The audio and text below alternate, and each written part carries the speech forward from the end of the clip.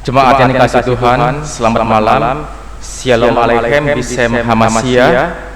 Segala puji dan syukur senantiasa kita panjatkan kehadirat Allah Bapa, Allah Putra dan Allah Roh Kudus, yang mana oleh kasih-Nya kita anak-anaknya kembali diberikan kesempatan untuk memuji, menyembah dan juga akan mendengarkan kebenaran firman-Nya. Jemaat yang dikasihi Tuhan, silakan berdiri untuk menghadap Tuhan dan menyembah serta memuliakan nama-Nya karena kasih-Nya besar atas kita. Kita akan bernyanyi dari Kidung Jemaat 194 bait pertama dan bait yang kedua, Dikau yang bangkit maha mulia.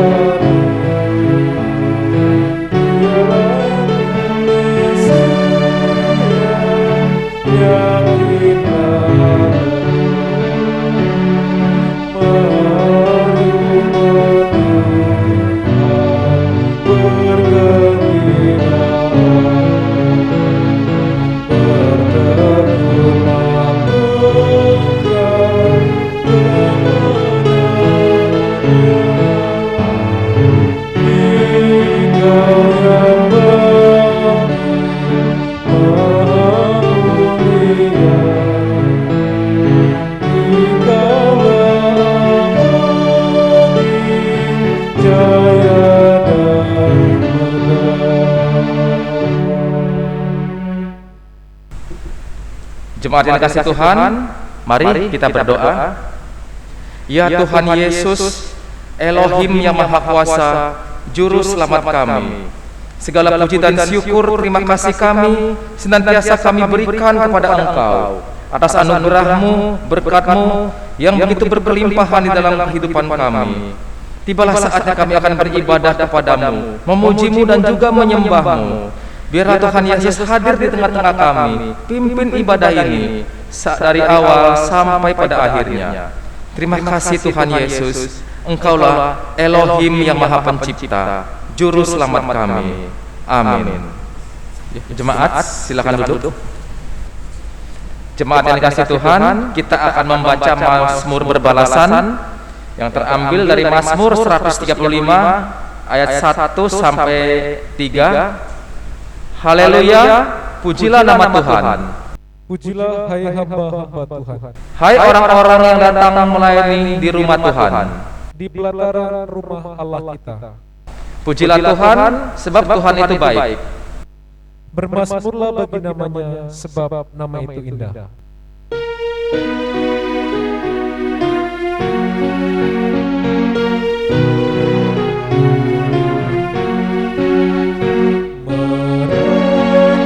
firman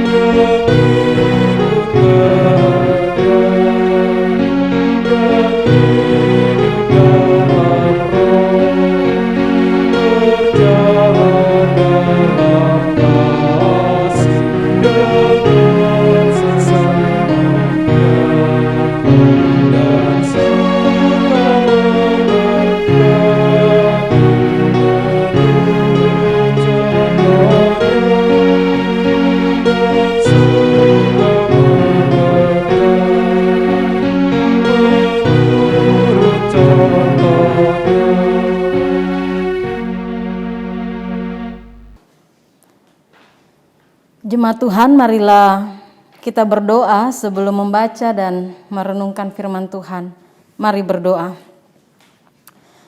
Terpujilah nama-Mu Tuhan atas segala karunia yang berlimpah di dalam setiap kehidupan ini. Berilah firman Tuhan untuk kami baca dan renungkan, agar perjalanan kehidupan kami sepanjang hari ini dan selanjutnya selalu berada di dalam kehendak-Mu. Hidup kami diberkati Tuhan dan kehidupan kami senantiasa memuliakan nama-Mu karena berjalan seturut kehendak-Mu. Kami mohon Roh Kudus, bimbinglah kami mendengar suara Tuhan dan memahami kehendak-Mu. Amin. Jemaat Tuhan, marilah berdiri untuk mendengar firman Tuhan berdasarkan bacaan Alkitab dari 1 Korintus 12. 1 Korintus 12 ayat 27 sampai ayat 31 yang menyatakan demikian. Kamu semua adalah tubuh Kristus dan kamu masing-masing adalah anggotanya. Dan Allah telah menetapkan beberapa orang dalam jemaat, pertama sebagai rasul, kedua sebagai nabi, ketiga sebagai pengajar. Selanjutnya mereka yang mendapat karunia untuk mengadakan mujizat, untuk menyembuhkan, untuk melayani, untuk memimpin, dan untuk berkata-kata dalam bahasa roh. Adakah mereka semua rasul atau nabi atau pengajar? Adakah mereka semua mendapat karunia untuk mengadakan mujizat, atau untuk menyembuhkan, atau untuk berkata-kata dalam bahasa roh, atau untuk menafsirkan bahasa roh? Jadi berusahalah untuk memperoleh karunia-karunia yang paling utama, dan aku menunjukkan kepadamu jalan yang lebih utama lagi. Demikian pembacaan Alkitab. Berbahagialah semua orang yang mendengar firman Tuhan dan melakukannya. Terpujilah Tuhan Yesus. Haleluya.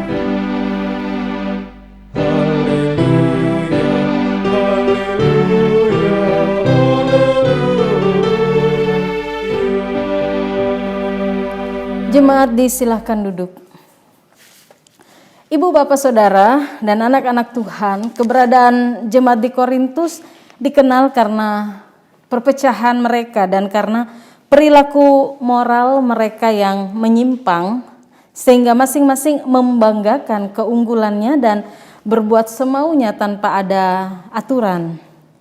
Perpecahan di antara jemaat itu bukan timbul karena kejahatan mereka saja, tapi juga karena guru-guru di sekitar mereka yang hadir di Korintus, guru-guru agama pada saat itu di Korintus yang membuat perbedaan golongan di antara mereka.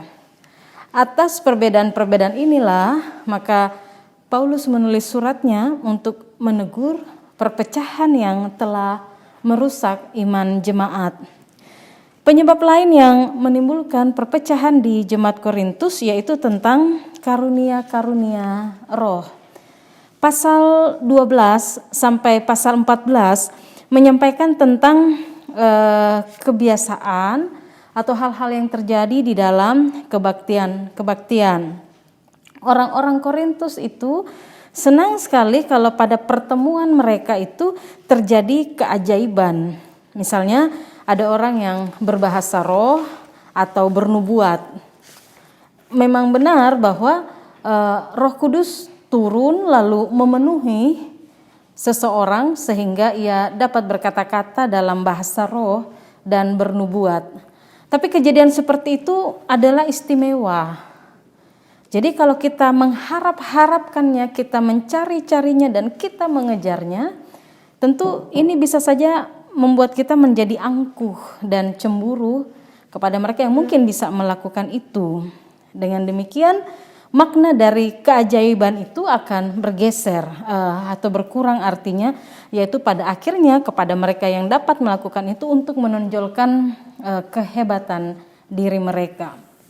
Oleh karena itu, Ibu, Bapak, Saudara, jika kita lanjut membaca di pasal 13, Paulus menunjukkan dengan jelas bahwa dari semua karunia yang Allah berikan kepada jemaatnya, disampaikan bahwa kasihlah yang termulia.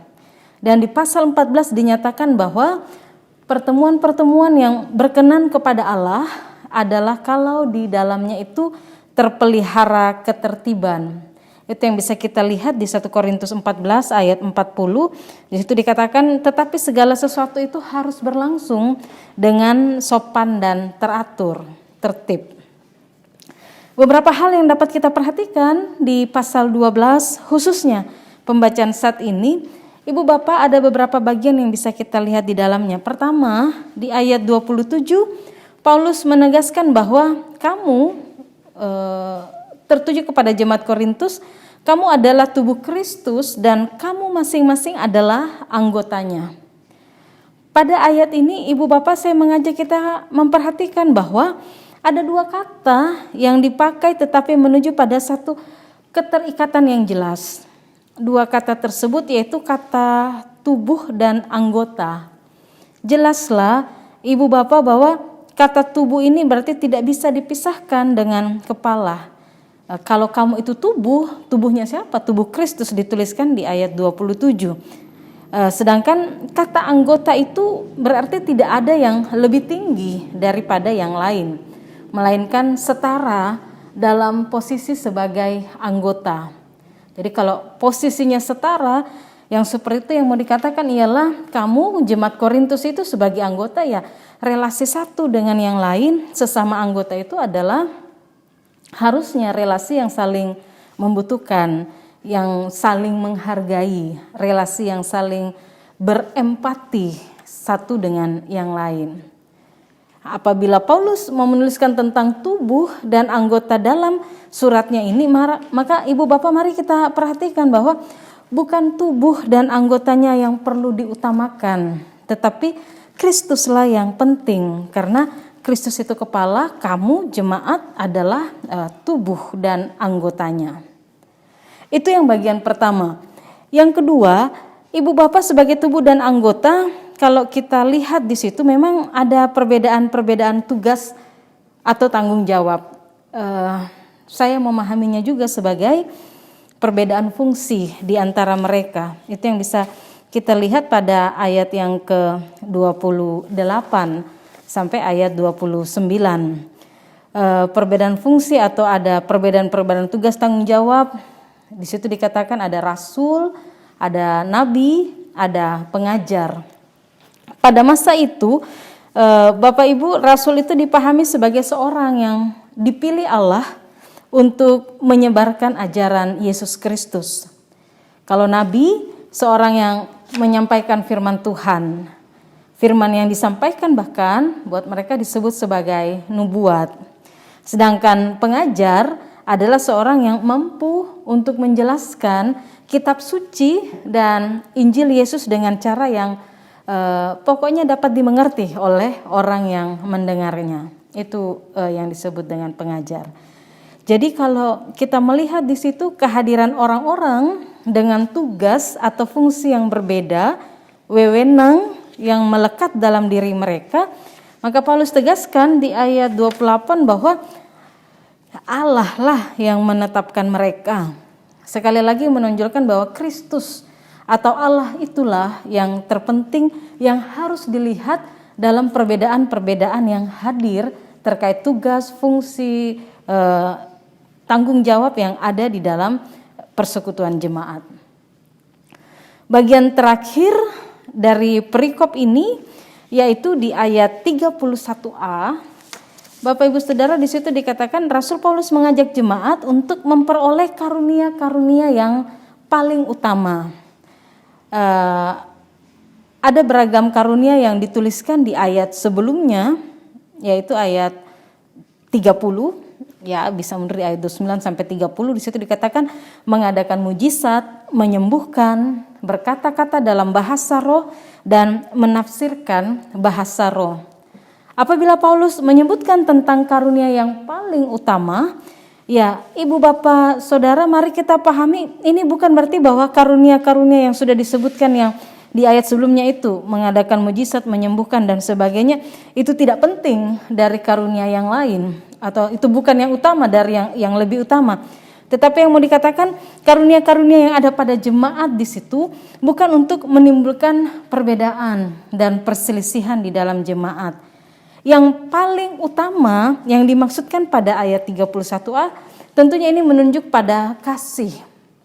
Karunia yang paling utama itu yang kemudian bisa kita baca Ibu Bapak di surat Rasul Paulus di pasal 13, itu memang bicara panjang lebar tentang kasih. Jadi ajakan berusahalah memperoleh kasih atau yang disebut karunia yang paling utama itu, ya kalau kita lanjut di 1 Korintus 13 ayat 2, kenapa harus berusaha memperoleh kasih itu atau karunia yang paling utama itu? Karena 1 Korintus 13 ayat 2 mengatakan begini, sekalipun aku mempunyai karunia untuk bernubuat dan aku mengetahui segala rahasia dan memiliki seluruh pengetahuan, dan sekalipun aku memiliki iman yang sempurna untuk memindahkan gunung, tetapi jika aku tidak mempunyai kasih, maka aku sama sekali tidak berguna.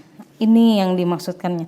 Jadi harus berusaha memperoleh kasih, karena jalan yang lebih utama yang ditunjukkan oleh Paulus tentu menuju kepada jalan pendamaian yang dikerjakan Allah melalui Tuhan Yesus Kristus. Ia mendamaikan manusia dengan Allah karena kasih-Nya yang besar bagi manusia dan dunia. Ia tidak memegahkan dirinya bahkan apapun yang ia miliki dari Bapa, melainkan mengambil rupa seorang hamba dan menjadi sama dengan manusia untuk menyatakan kasih Bapa kepada kita anak-anak-Nya. Jemaat Tuhan, firman Tuhan mau mengarahkan kita agar perjalanan selanjutnya kita dapat memaknai kehidupan tidak hanya sekadar sadar tentang keberadaan kita sebagai tubuh Kristus, anggota satu dengan yang lain dalam satu persekutuan jemaat yang sama-sama membangun tubuh Kristus, melainkan memohon pertolongan Tuhan Yesus, Sang Kepala Gereja, agar Ia menguatkan kita untuk tetap menjaga persekutuan jemaat Tuhan di dalam sikap hidup yang saling membantu, saling peduli, saling menghargai, berempati untuk keutuhan persekutuan jemaat Tuhan.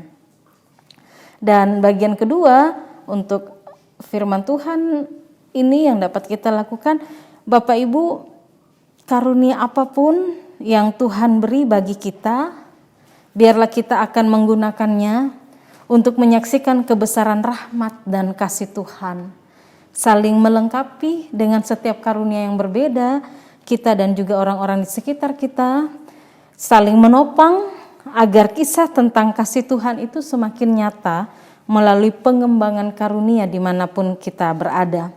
Dengan demikian, memang Bapak Ibu bahwa kasih di sini merupakan hal yang utama yang harus ditempatkan dalam kaitan karunia, kasih yang utama ketika akan memberlakukan karunia-karunia pemberian Allah.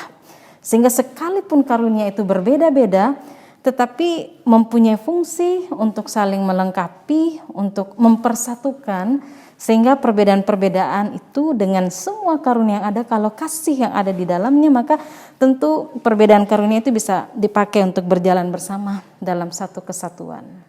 Amin.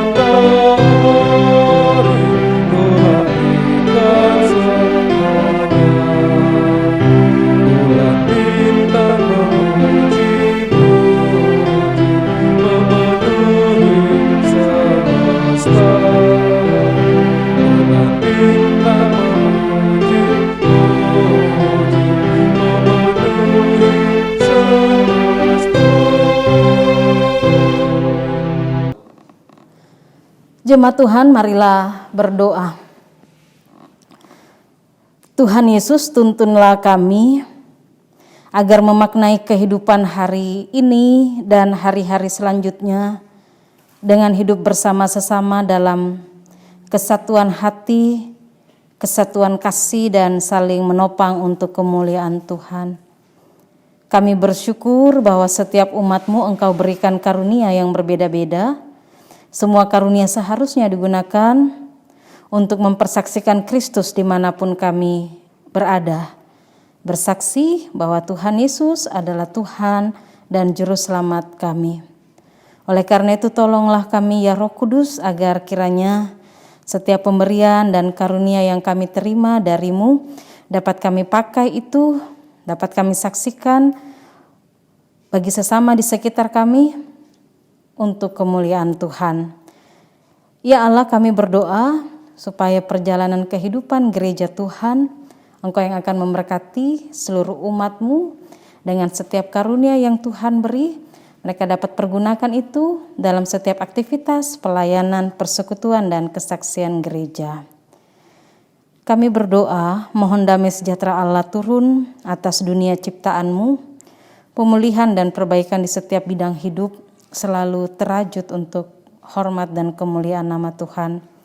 Kasih Tuhan senantiasa menyinari kami, sehingga ada kekuatan untuk terus melangkah dan berjuang, berlindung dan berserah pada kekuatan kasih dan kuasa-Mu.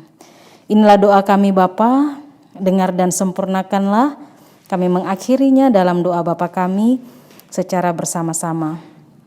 Bapa kami yang di sorga, dikuduskanlah nama-Mu, datanglah kerajaan-Mu, jadilah kehendak-Mu di bumi seperti di sorga. Berilah kami pada hari ini makanan kami yang secukupnya, dan ampunilah kami akan kesalahan kami, seperti kami juga mengampuni orang yang bersalah kepada kami. Dan janganlah membawa kami ke dalam pencobaan, tapi lepaskanlah kami dari yang jahat.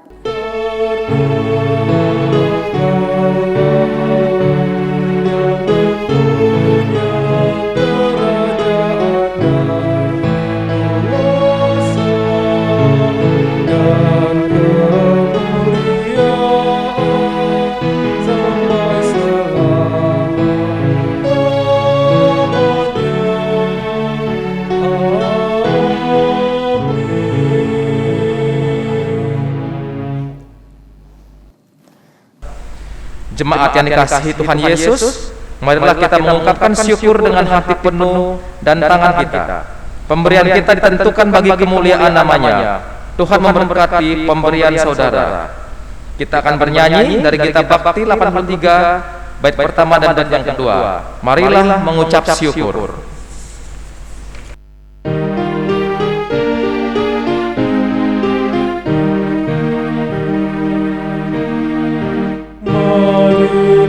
Mengucap syukur pada Allah atas rahmat yang telah diberikan bagi kita. Kristuslah berkorban bagi umat manusia. Marilah bersyukur muliakan nama-Nya.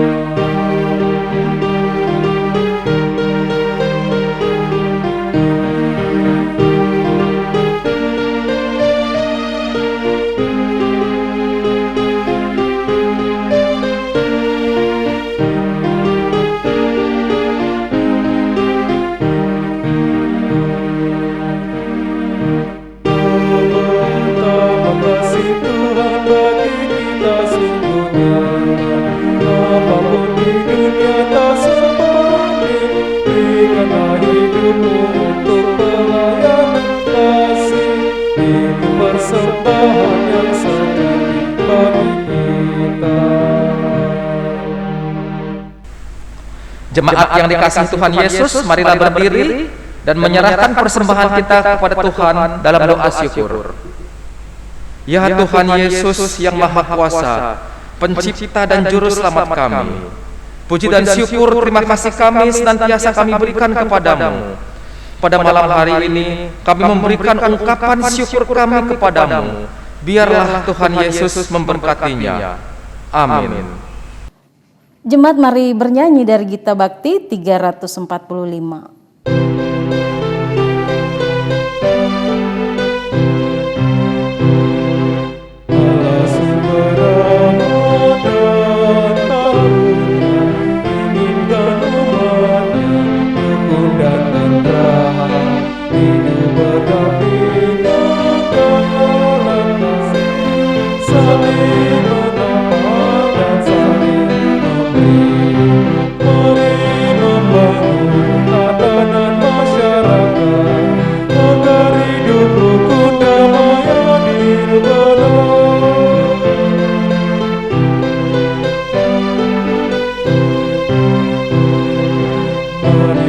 Tunggal satu rasa, kita mewujudkan kasih yang besar. Kita bersatu satu suara, mari agungkan Allah yang agung. Mari membangun tatanan masyarakat agar hidup rukun damai adil benar. Jemaat sekarang arahkan hati dan pikiran kita kepada Tuhan dan terimalah berkat-Nya.